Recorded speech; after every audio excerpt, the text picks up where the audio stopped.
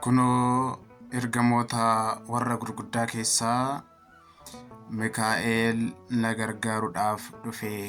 Raajii Daani'el boqonnaa 10 lakkoofsa 13. Maatii Waaqayyoo warri na beektan warri isin beeku keessaaf ala kan jiraattan akkam jirtu baga guyyaa hangafa ergamootaa qulqulluu Mikaa'el kan waggaan kabajamuun isin ga'e isiniin jecha. Kunoo warreen gurguddoo keessaa Mikaa'el na gargaaruudhaaf dhufe jedha Daani'el. Egaa dubbiin kun macaafa qulqulluu keessa jira. Akka mana amantaa Ortodoksii Tawaahidoo Itoophiyaatti ergamoonni nu gargaaruu, ergamoonni nu oolchuu, ergamoonni nu fayyisuu jenneetu amanna bu'uura kitaaba qulqulluutiin. Kanaaf guyyaa har'aa kana ayyaanni qulqulluu Mikaa'el ni kabajamaa. Kunis sababa dubartittii Afoomiyaa jedhamtu Waaqayyoon ergamaa isaa ergee afaan seexanaa yookiis afaan jinnii keessaa ishii oolche sababeeffachuudhaani. Kanaaf caqasaa kitaaba qulqulluu kanarratti wanta sadii hubannee too'ii laalla. Inni jalqabaa ergamaan kun warra gurguddoota keessaa isa tokko yookiis hangafoota ergamoota keessaa isa tokko ta'uusaa, hangafa guddaa, ergamaa guddaa isa fuula Waaqayyoo dhaabatu yookiis immoo ergamoota hundumarratti iyyuu aboo kan qabu ta'uusaa nu hubachiisa.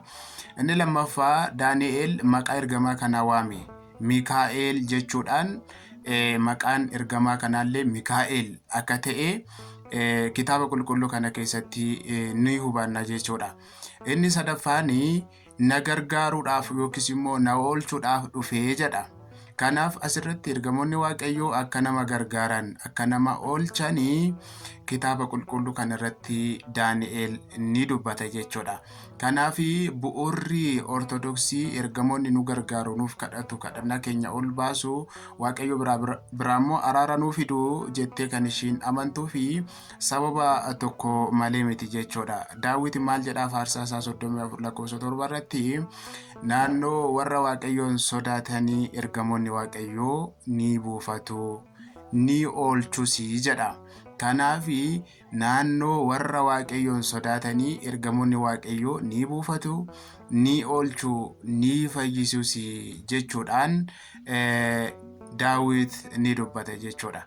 Maatii Waaqayyoo nuti wanti nuti hubachuudha qabaannu ergamoonni Waaqayyoo ergamoota Waaqayyooti akkuma maqaa isaanii. Kanaaf Waaqayyo biraa nuuf ergamanii rakkina dhibee qormaata garaagaraa keessaa nu oolchuu akka isaan danda'anii kitaabni qulqulluun nutti dubbatu malee Waaqa keenya akka isaan hin taane kitaaba qulqulluu bu'uura taasifannee ni kabajna, ni faarfannaa, ni galateeffannaa jechuudha. Maaliif ergamoota Waaqayyooti, maqaa Waaqayyooti isaan irra jira jechuudha. Kanaaf ergamaan Mikaa'elaa Waaqayyoo biraa ergamee kan nama gargaaru. Hiikaan maqaa isaas eenyu kan akka Waaqayyoo jechuu kan ta'e.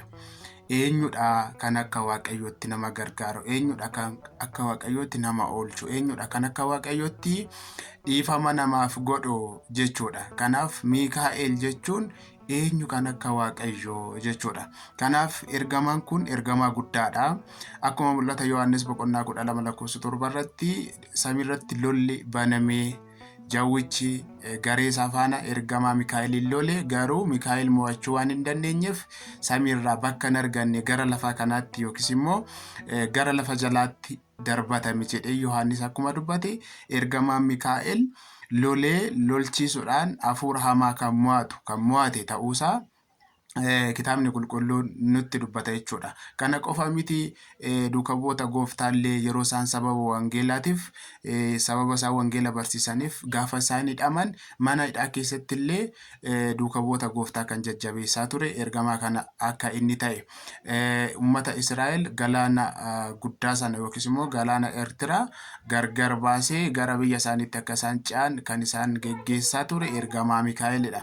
Kitaaba Iyyaasuu boqonnaa 5 lakkoofsa 13 irratti akkuma barreeffamee jiru isa gargaaruudhaaf yookiis immoo Iyyaasuu garee Iyyaasuu ta'ee gara Iyyaasuu ta'ee Iyyaasuu fi saba Israa'el akka gargaaraa ture ergamaan kun itti mul'ate yookiis itti of mul'ise akka inni itti dubbate kitaaba Iyyaasuu boqonnaa 5 irratti ni argina jechuudha. Kanaaf walumaa galatti ergamoonni Waaqayyoo namaa fi Waaqayyoo gidduutti tajaajila kan kennan Waaqa biraa ergamanii nama kan gargaaran kadhannaa namootaa rakkina namootaa immoo gara Waaqayyootti kan gabaasa godhan ta'uu isaanii hubachuun ni danda'ama jechuudha. Kanaaf nuti akka amantaa Ortodoksii Tawaahidoo Itoophiyaatti ergamoota Waaqayyoo ni waaqessina osoo hin taane ni kabajna. Maaliif ergamoota Waaqayyooti? Waaqayyo biraa nuuf ergamanii nu gargaaru waan ta'eef ergamoonni Waaqayyoo kabaja qabu, ulfina qabu malee hin waaqeffaman. Kanaaf isa kana sirriitti adda baasuun barbaachisaadha waan ta'eef ergamaan Mikaa'elii